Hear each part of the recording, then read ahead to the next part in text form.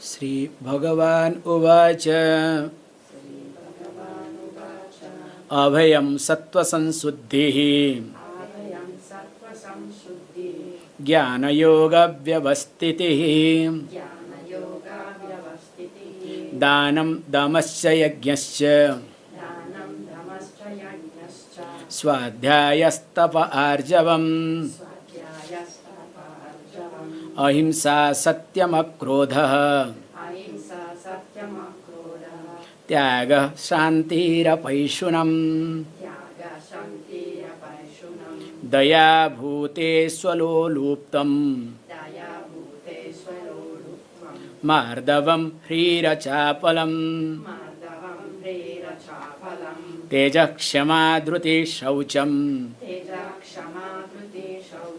Adroho Nati Manita Bhavanti Sampadam Daivim Abhijatasya Bharata.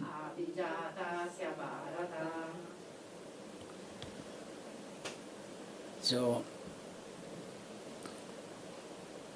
welcome, thank you all of you. Today is a very auspicious day. And all this upakarma is over, everything. Now, all these cultural practices make sure that you will have Daivi Sampadam. In fact, all these cultural practices only is being created to have more and more Daivi Sampadam. Because contextually, I would like to say, as all of you know, Nitya Karma and Naimitika Karma. So these two are supposed to be done. There is no choice. Then after Nitya Karma, Naimitika Karma, don't ask me what is Nitya Karma, what is Naimitika Karma, okay? So if you ask, then I have to remove all my hair and dye here. So that is better for me. So after Nitya Karma and Naimitika Karma, which is a compulsory, no excuse on that. If you want to tell me, I can give you example. Like every day taking shower is called Snanam, not shower, okay? Snanam, shower different, okay? Every day taking Snanam is called Nitya Karma. So once in a while using shampoo is called Naimitika Karma. Because I have to come down to that low level, okay? So you can say, no, Swamiji, only I put today, many people do it in Tamil Nadu especially, or oil also. Actually, they will put once in a while oil, they will not take bath. And some of them put oil after taking bath. Mamma mia. Anyway, let me not get into too much complications. So, because you are putting shampoo, you say, no, only I will use the shampoo, I will not use water, I will not take shower. Like then you are fit to be in where? In Gulf countries, so that you can spray, so that your bath is over.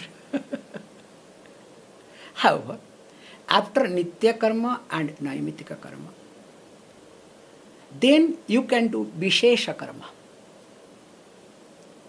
That is allowed, because today is Naimitika Karma. So, but what happens common people, Vishesha means special. But what happens, nowadays common people don't do Nitya Karma, Naimitika Karma, only they focus on Vishesha Karma. And all your special karma has become Nitya Karma, can you see? And you keep changing, keep improving, but in reality you never improve. Can you see this point? You improve the surrounding, you improve your comfort, you improve everything except you yourself, because you are not doing Nitya and Naimitika Karma. So there should not be any excuse with reference to Nitya and Naimitika Karma. What is to be done by me today, it has to be done. There is no choice. I may skip food, I may skip sleep, but I must not skip my nitya karma. That is the approach of a seeker. Why I am bringing this point? Because in the last class, after seeing Kshama, so now we'll be seeing called Dhrutihi. So Dhruti is one of the most important factor for a seeker. So Dhruti means we say fortitude or forbearance or perseverance of continuing whatever you call. Or in short, you can put as called willpower. Because this is one of the most important thing to look into, because or else it will be very difficult to proceed to grow in life. So dhriti means dhru dharane, holding power. So in short called willpower. Generally we all have willpower, especially when I look at the children, the amount of willpower they have, amazing. But what happens? What they want on that? And that for few minutes, few seconds. If you observe present generation, those who are more into this social media, so what is their capacity of retention? How long they can keep seeing something, even if which is very much interesting for them. Country to country differs. So India is in the highest now in rating. So Indian children can see a video interesting, which is really interesting for them, maximum for 7 minutes. Whereas other country, 2 minutes, 3 minutes. That's why in social media they suggest don't make more than 3 minutes any video which has no meaning at all. That's why TikTok is taking over everybody, because tak-tang-tung over. However, here dhriti is lacking. Remember, anybody has achieved anything, willpower is must. Because when you start achieving, there will be obstacles. Without obstacles, you cannot achieve big things in your life. So here when we say these obstacles, we can look at the examples we have. Now we are near Mother Ganga.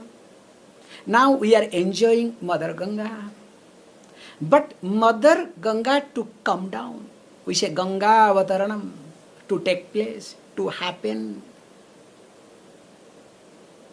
Starting from Dilip and others, especially Bhagiratha, who brought down, how much difficulties he went through. But he continued. Can you see this point? He did not break down. Oh, it is paining for me. How long I can stand? My forefathers also pleaded. Nothing happened. You think anything will happen by me? What is there? Let me give up. Let me take care of. After all, I am a king. Why should I bother? Let me take care of my body, my mind. Let me enjoy. Did he do that? Forget about him. We all know. This Samudra Manthanam also another example. When the ocean was being churned, what are the difficulties they went through? But did they keep continuing till they get the things or not?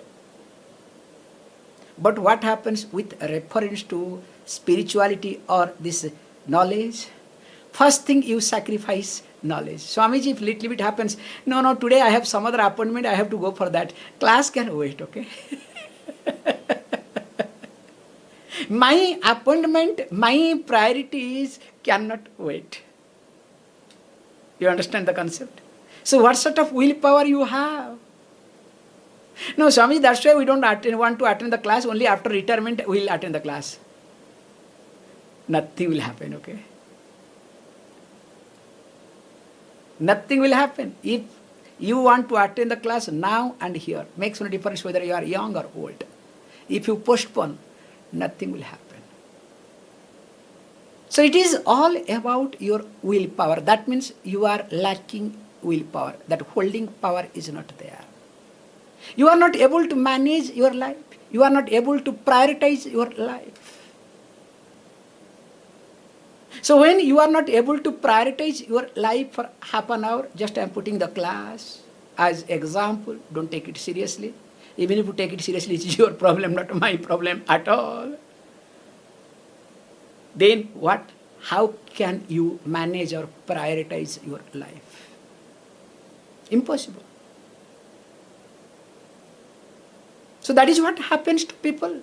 However, so this dhriti is something, is being taught that I need to develop the holding power. That's why when we decide something, whatever, once I decide something, I must continue, I must not fluctuate. So if I fluctuate, what does it mean? That means I don't have willpower.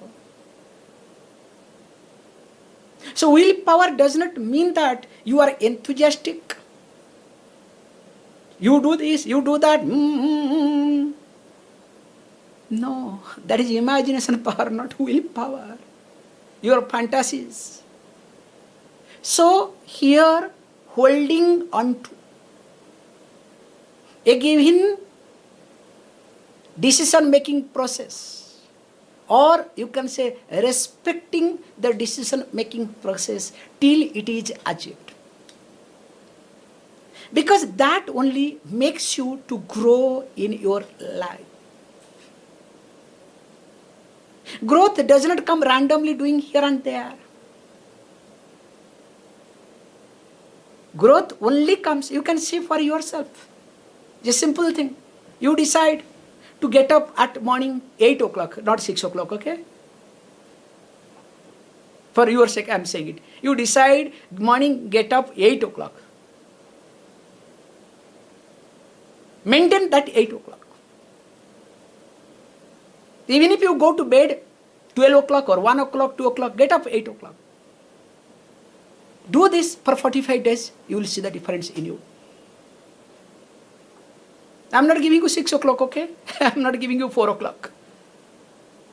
I am very liberal for you. But I can write it down. You will not be able to do 45 days.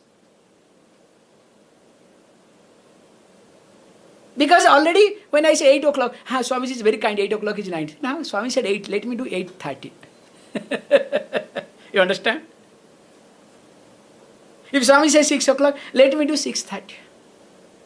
Let me bargain. Hey, you are not bargaining with me, you are cheating yourself. However, this is your problem, again, not my problem.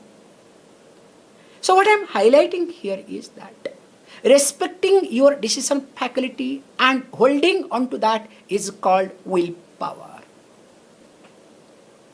And a willpower person is a stable person. In front of him or her, everybody will bend down.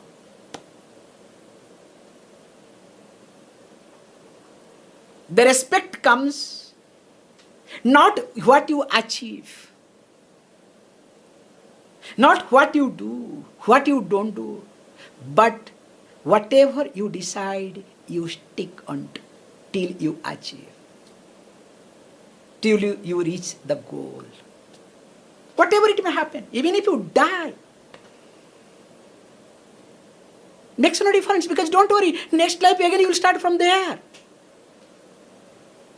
Even if at the cost of your life, must not be given up. That's why this Nitya Karma was being done by everybody. In fact, you are called a human being. Please understand. You are called a human being not because of anything, but because of dharma faculty that is being developed. Dharma hi tesam adhikam vishesham.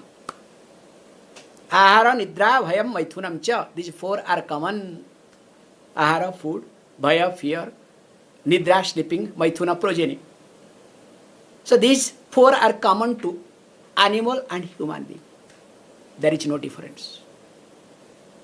But only one factor is extra, that is called dharma hi tesam adhikam vishesha. So what is that dharma? Don't bring religion, okay? So that's why all the animals are not branded, human beings are branded. This is called Sikh mind. So here dharma means what? This willpower, this dhruti, dhru dharane dharma, from there it comes.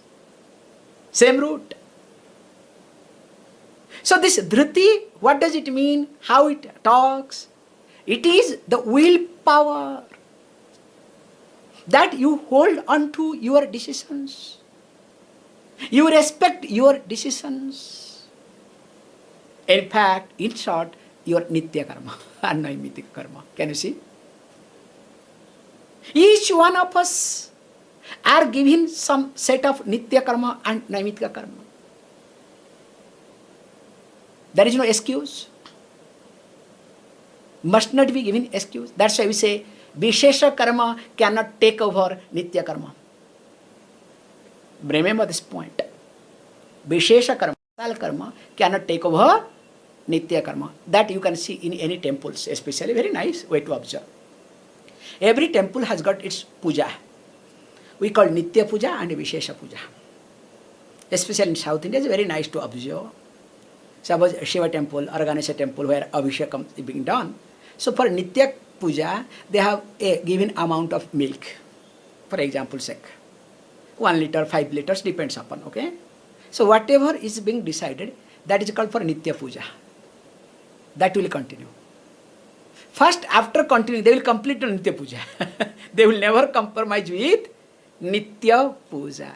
Then after nitya puja, around 10 o'clock, you will see, elaborately 50 liters, 100 liters of milk or any amount of milk can be separated and keep pouring elaborately. People will come, lot of, galata. Because Vishesha puja, they can say, oh, today 100 liters is there. Let us forget about what 1 liter, okay? That 1 liter can be added in that, okay? We can do together. Anyway, instead of doing morning, 10 o'clock, we can do the same thing together. After all, 2-3 hours. If any temple does, that temple cannot sustain energy for long time. Is it clear? Now come back to you yourself. Your nitya karma, naimitika karma and vishesha karma. Always your vishesha karma takes over, you or not. So when vishesha karma takes over you, you don't have energy. You don't have anything. You are just a mechanical person, worse than animal.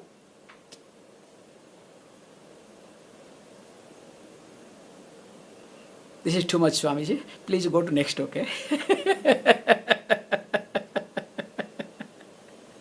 So that's why the next one comes what? Says that Shaucham. So we have seen in details in 13th chapter, but however we can say Shaucham means cleanness. And as you know, there is Bahya Shaucham, there is Antar Shaucham. External cleanness, also internal cleanness. So external cleanness also divided into 2 parts. So here Adi Shankaracharya beautifully points what is external Shaucham. He says that Mrut Jalakrutam Bahyam Abhyantaram Cha Manabuddhayoho Nirmalyam iti Maya Ragadi Kalushya Bhava.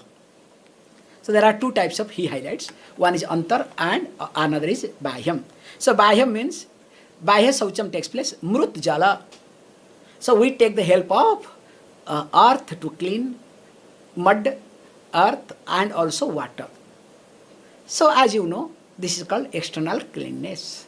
And we have discussed long back that the external cleanness happens based on the order of elements. The subtler is the element, much cleaner it becomes. So there are certain things to be done clean with the earth, clean with water, clean with air. Of course, don't try to clean with the fire, okay? So that's why I skipped fire, went to air. So you can clean with hot air, okay, is allowed. But not with only mere fire. That's why for fire's sake we use sunlight. That is allowed. And second type of cleanness, okay, then the external cleanness again divided into two parts. One is cleanness, other one is called orderliness. Cleaning and maintaining the order. Many people clean, but they don't keep in order. In fact, I go crazy. Boys come to clean my room. They clean, but they never keep in order. So whatever they feel like keeping, each one keeps their things in their way. So that means if you don't follow orderliness, that cleanliness has no value. Is it clear? That's why to understand this, try to follow a waiter, the one who works in the star hotel. Something to be observed them. Star hotels waiters, the way they clean, the housekeeping people, if you observe them, not only they maintain the cleanness, also maintain the orderliness. So it is my responsibility when I say bye here. For example, yes, I have taken a bath, for example's sake. But after taking bath, my dhoti is falling here and there. My dress is here and there. You understand? For example's sake, I am saying it. So is it called cleanness? So cleanness involves both what? Cleanness and orderliness, so that you don't disturb others. If this is not there, it is a big mess. That's why we all are cleaning but not keeping in order. And when orderliness is not there, your cleaning will go down day by day. And many people I have seen, those who do not follow orderliness, finally they lose cleanness. That's why these two must go hand in hand together. Then second type of cleanness called antar shaucham. In the form of what? The malam here is raga adi, raga dvesha. So in the form of likes and dislikes. So how this likes and dislikes disturbs your mind. Based on that you do many things. That is also to be clean and also must be kept in order. Okay, after that what happens? He says, okay, fine, shaucham is over. Then next one is called adroha.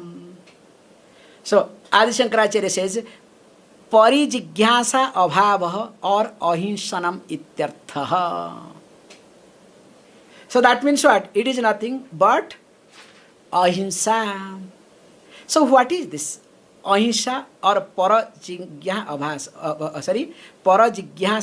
abhava. So because already ahimsa has been taught. So why to bring again? What is the purpose?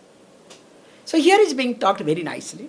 What does this ahimsa means here? What it creates little bit difference. Adroha means hinsa, that is in external level. Here as adroha is in internal level. I will not hit you is called ahimsa.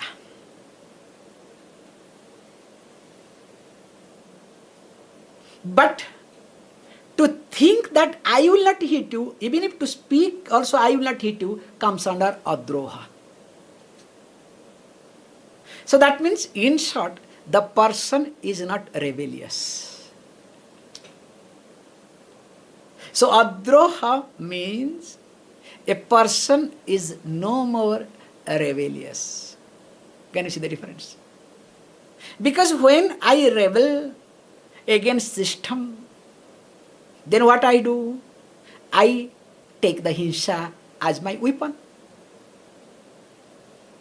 And if I manage a group of people together with me, motivate them, automatically that hinsa is what? Planned and stamped as movement. Then you can say, I am doing movement in ahimsa way. How is it possible? Our Mahatma Gandhi did, okay?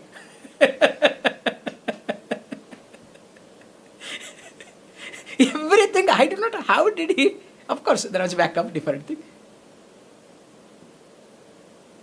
So here is being said, adroha. That means I am no more planning, talking or thinking in the terms of hurting somebody, including myself.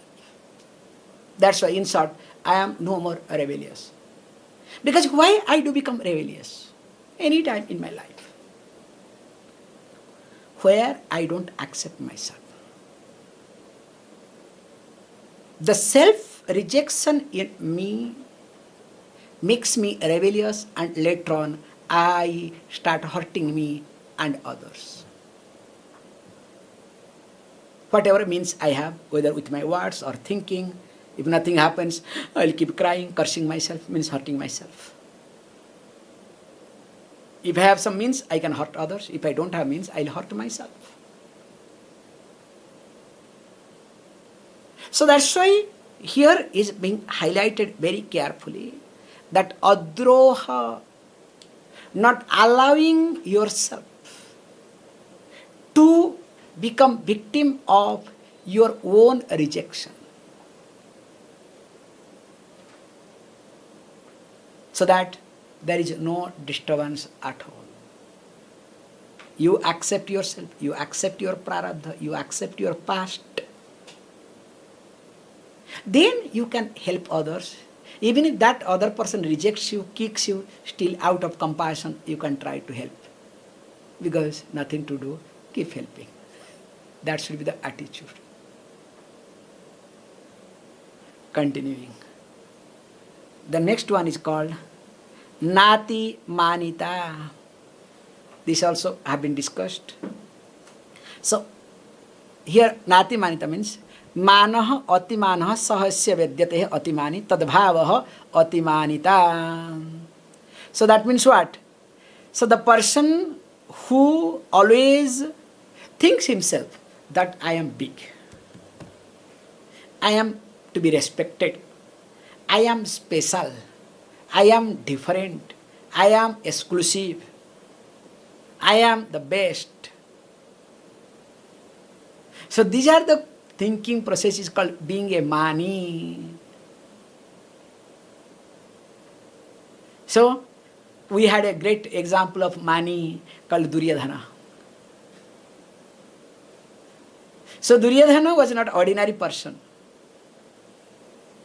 That's why the verse goes, na, Janami dharmam nachame prabhuti, Janami adharmam nachave nivruti. This verse goes to him. He was not ordinary fellow. Remember, Duryodhana was not at all ordinary person. Remember, we are crying to have grace of Lakshmi. We say, Lakshmi is having squint eye, okay? So, in that squint eye, if she can look at just little bit, enough for me. Little bit she looks at, just little bit, enough. I don't need more than this. But Duryodhana, remember, on his right shoulder, Mother Lakshmi was sitting all the time. What sort of person he was. But he destroyed himself, not because of anything. He was everything great. He didn't have any other bad habit at all, except one called Mani. Manam was so strong in him that people must respect me. People must bend down in front of me. I am special. I am different. I am exclusive. Because of this, he destroyed himself, destroyed all his brothers, the empire and everything. In fact, when Mother Lakshmi told him not to go, not to get up from that lake which is available in Kurukshetra, towards end, don't go. 3 times manage, I am there with you, nothing will happen, bend down, keep quiet. No, how can I? Mother Lakshmi said, I am leaving, I don't care.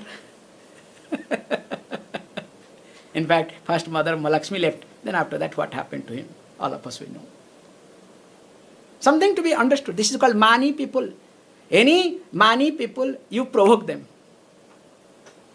To destroy them, you need to provoke. That's all. However, so here he says, absence of that is the quality. Why? Because in positive way to put Atimanita, absence of means here is called humility, a humble person. Because here one of the most important thing is that when a person wants to study Vedanta, at least has to bend down in front of the teacher, has to do namaskaram. Because unless you are humble, you cannot bend down. So your bending down also will take time. Oh, my backache, I am an aged person, I do not know what to do. You understand? Because all excuse will come. It's not because of that reason. It is because of what? Because of your mani bhavam. You bring everything as excuse. And remember, the knowledge can flow from high to low. Any flow to take place, there should be higher and lower. You cannot pump water all the time. You understand? So you want to be a mani, still water has to flow. That means you need a pump all the time. You understand? So your ego has to be pumped or pampered, okay? So by pampering ego, you want to learn? Sorry. That's why that Atimanita, humility, becomes part of the system. That's why a seeker of truth doesn't mind to bend down any number of times. That's why if you look at the life of Adi Shankaracharya, because he did it later on, even if he was wise, but when he writes stotram, in his stotram you see, he doesn't mind to do namaskaram 1,000 times. Because when it is to be done, how does it matter to you? It is to be done, you do it. It makes no difference. Because humility is of the system. And when there is humility, when you are humble, then only you can be a simple person. Simplicity comes from humility. And he says beautifully, all these things what? All these things are Daivi Sampata. So that means what? The one who is born with all these qualities. So indirectly, Lord Krishna says, "O Arjuna, don't worry. You are born with all these qualities. That's why I am talking to you." Also indirectly, I am also telling you all are born with these qualities some way or other, but need to be improved. We will continue.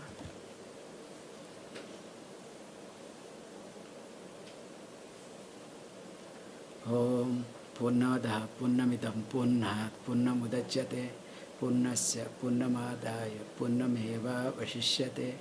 Om Shanti Shanti Shanti.